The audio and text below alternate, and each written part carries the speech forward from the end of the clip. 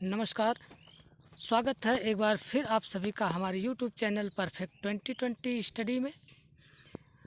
और अगर आप अभी तक चैनल को सब्सक्राइब नहीं किए हैं तो सब्सक्राइब करें, बेल आइकन दबाएं और वीडियो को लाइक और शेयर ज़रूर करें। तो आइए शुरू करते हैं। हम अपना ये शीर्षक आप देख रहे हैं इस समय वीडियो पर, बाजार दर्शन शीर्षक।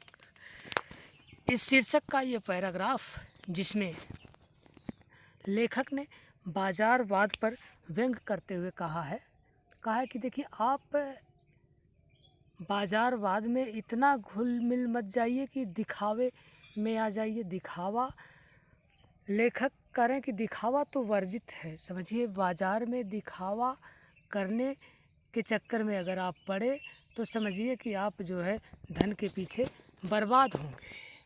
और आप, हाँ, मैं ये भी नहीं कह रहा हूँ, लेखक भी ये नहीं कह रहे हैं कि जो है आप कुछ सामान लेने बाज़ार में ही मत जाइए। नहीं, बाज़ार आवश्यक है, पर आवश्यक से अधिक आवश्यक नहीं है। बस उतना ही आवश्यक है जितनी हमें ज़रूरत है।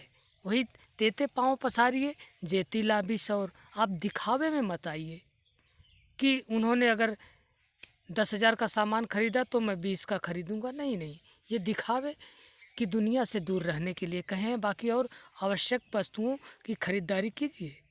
इसके लिए न तो लेखक ने मना किया है, न तो मैं मना कर रहा हूँ। हाँ, आप आवश्यकता के हिसाब से चलते रहिए। देखिए, इसमें बहुत से उदाहरण बताए हैं, 2 लोगों का उदाहरण बताए हैं, तीसरा भी उदाहरण करें। देखिए, पड़ोस में एक महानुभाव रहते थे जिनको लोग भगत जी कहते। चूरन बेचते, यह काम करते न जाने उन्हें कितने बरस हो गए, लेकिन किसी भी एक भी दिन चूरन से उन्होंने 6 आने से ज़्यादा नहीं कमाए। करें, एक चूरन बेचने वाले भगत जी थे, वह चूरन से 6 आने से अधिक नहीं कमाए। करें कि वह चूरन उनका आसपास सरनाम है।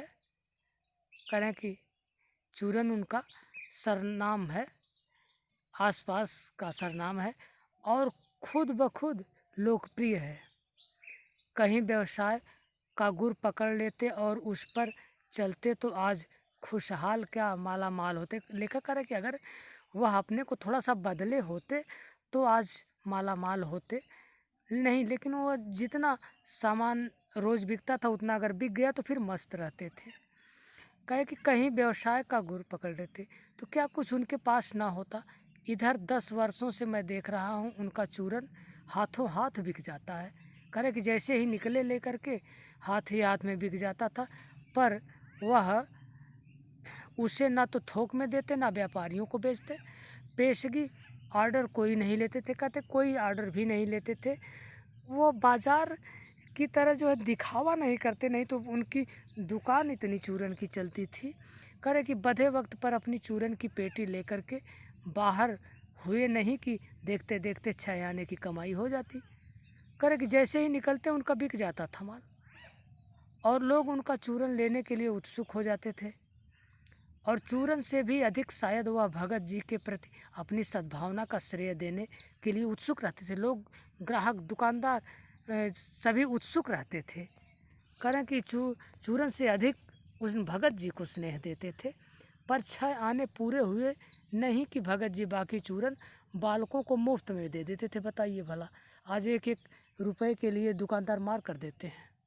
और वो अगर 6 आने की बिक्री हो गई उनकी, जितना रोज़ होती थी, बस मस्त हो जाते थे। बाकी जो है बालकों में बांट देते थे कि बाबू ले जाओ ये चूरन। और करें आजकल के दुकानदार तो अरे, आप से पैसा भी ले लेंगे, सोचेंगे हमारा माल भी हमारे पास रह जाए।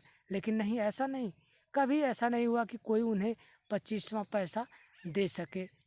कभी चूरन बेचते बेचते वह उतने ही में ही संतुष्ट कर लेते थे। कभी उन्हें रोग भी नहीं हुआ, कोई भी रोग नहीं। क्यों? क्योंकि वो मानसिक रूप से स्वस्थ थे, बिल्कुल मस्त थे। आप भी अगर मानसिक रूप से स्वस्थ रहेंगे तो एकदम मस्त रहेंगे। समझिए कि मानसिक पीड़ा बहुत ही आघात पहुंचाती है। आप मस्त रहिए, अपने विचारों को लोगों तक पहुंचाते रहिए, देखिए क्या मज़ा उसमें मिलेगा, बहुत ही आनंद मिलता है। अपनी भावनाओं को, अच्छी भावनाओं को एक दूसरे तक पहुंचाने में जो आनंद मिलता है, शायद वह आनंद कहीं और नहीं मिलता है। अपनी भावनाओं से लोगों को प्रेरित कीजिए। तो वैसे ही भगत जी का उदाहरण दिए हैं। और फिर इसके बाद कहे हैं कि देखिए, और तो नहीं लेकिन इतना, स्क्रीन पर प्रेजेंट हुआ है कि और तो नहीं, ये आगे का पैराग्राफ है, आप बुक में देखेंगे तो और भी स्पष्ट समझ में आएगा।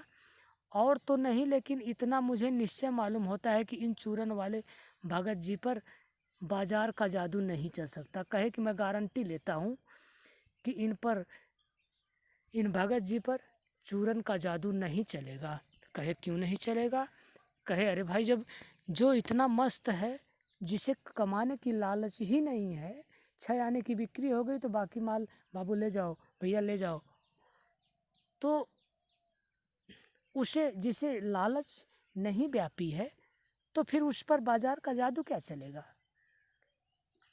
तो लेखक कह रहे हैं कि आप भी ऐसा बनिए कि आप पर जादू बाजार का ना चल पाए।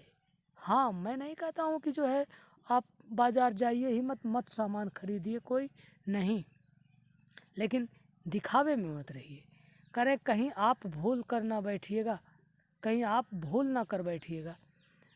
इन पंक्तियों को लिखने वाला मैं चूरन नहीं बेचता हूँ। करे कि अच्छा, मैं इतना बखान कर रहा हूँ, कहीं आप चूरन वाला मुझको मत समझ लेना। कहे नहीं, ऐसी हल्की बात भी मत सोचिएगा, कहे इतना हल्का भी हमको मत सोचिएगा, है देखिए, इतना हल्का हमको मत सोचिएगा।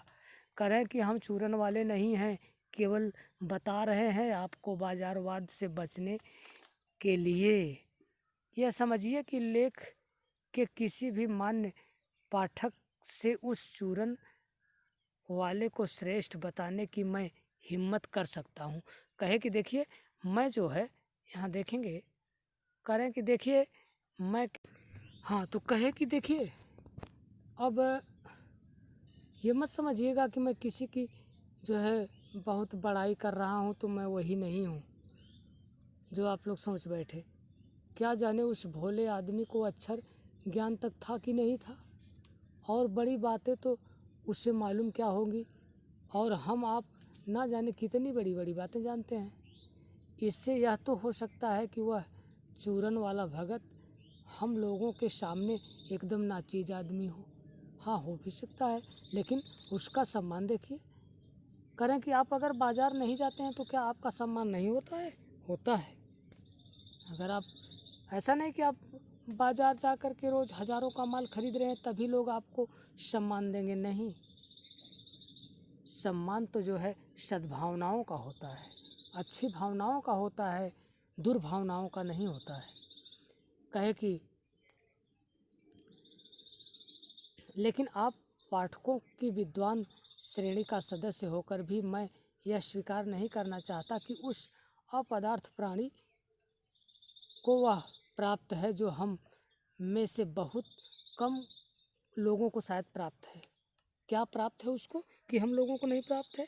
देखिए, वही कह रहा है कि हम दिखावा बहुत अधिक करते हैं, थोथा चना बाजे घना। कहने कि थोड़ा सा ज्ञान होने पर इतराने लगते हैं, लेकिन नहीं, एक दूसरे को भूल जाते हैं। थोड़ा सा पैसा हो जाने पर इतराने लगते हैं, इतना दिखावा कर देते हैं कि दूसरा हमारे जो है सामने नीचा लगने लगता है। नहीं, करें कि ऐसी भावना उस व्यक्ति के अंदर कभी नहीं आई, और हम लोगों के अंदर भी नहीं आनी चाहिए। तो कहे कि देखिए, और उसका मन अडिग रहता है, पैसा उसके आगे होकर भीख तक मांगता है कि मुझे ले लो पैसा। भीख मांगता कि अरे मुझे ले लो बाबा, ले लो, मैं आपके पास आ रहा हूँ। लेकिन नहीं, कहे जो जितना मेरी कमाई थी हो गया, तो बस ले जाओ बच्चों, ये तुम लोग जो है खा जाओ। कहे कि नहीं, पैसा उनके आगे भीख मांगता है। करे बिलखता हुआ छोड़ देते हैं पैसे को, बिलखता हुआ पैसा उनके आगे बिलखता है कि मुझको मुझको पकड़िए, मुझको पकड़िए। लेकिन कहते हैं ना ना ना ना ना बाबा ना, बस मुझे संतुष्टि है। तो वह व्यक्ति संतुष्टि से जीवित है, उसके पास परम संतोष है। लेकिन मैंने उसके मन पर तनिक भी दया नहीं देखी, करे कि जरा भी दया नहीं। निर्मम व्यक्ति पैसे को अपने आहत गर्भ में बिलखता छोड़ देता है। ऐसे आदमी के आगे क्या पैसे की व्यंग शक्ति कुछ चली होगी? नहीं, कुछ नहीं चलेगी, और वह शक्ति कुंठित होकर के लज्जित हो जाती है। बस आज की वीडियो में इतना ही। धन्यवाद।